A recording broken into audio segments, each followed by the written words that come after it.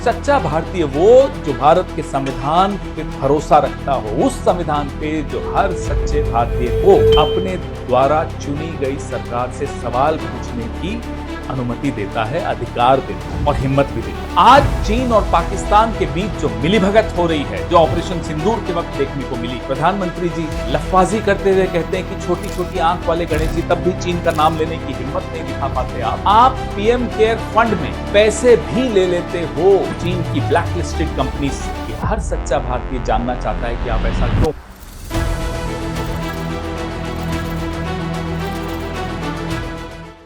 आज एक बड़ा रोचक सवाल सबके सामने आया, सच्चा भारतीय कौन है?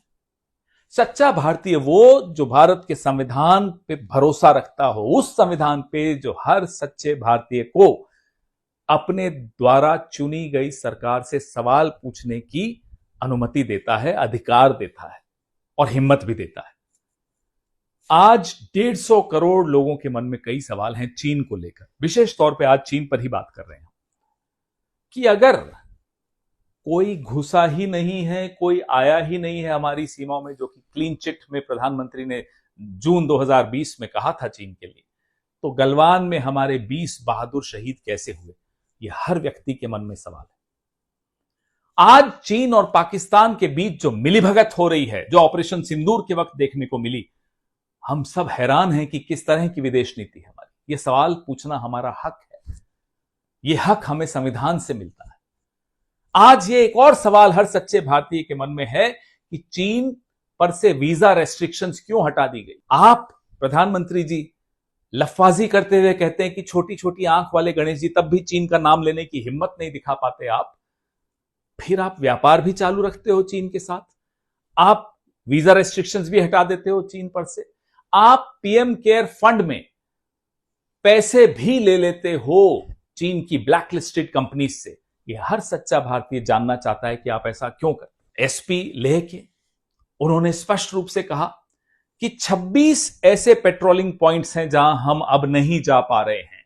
20 अप्रैल 2020 को जो यथास्थिति थी, वो यथास्थिति क्या बन गई है? क्या वापस मिल गई है? नहीं। हर सच्चा भारतीय जानना चाहता है क्यों।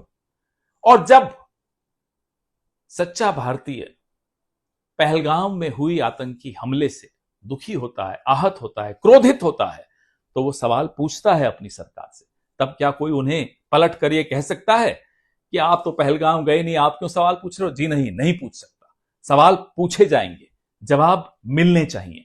और जब भी सच्चे भारतीय के मन में विश्वास टूट जाता है कार्यपालिका को लेकर, तो वो न्यायपालिका की तरफ बड़ी उम्मीदों से देखता है। और जो ताकत, जो हिम्मत सच्चे भारतीय के मन में सवाल पूछने के लिए होती है, वो इसी न्यायपालिका की वजह से होती है। हमें पूरी उम्मीद है कि सवाल पूछने की हमारी आजादी, सवाल पूछने की हमारी हिम्मत न्यायपालिका हमेशा बचा के रखेगी। जय हिंद।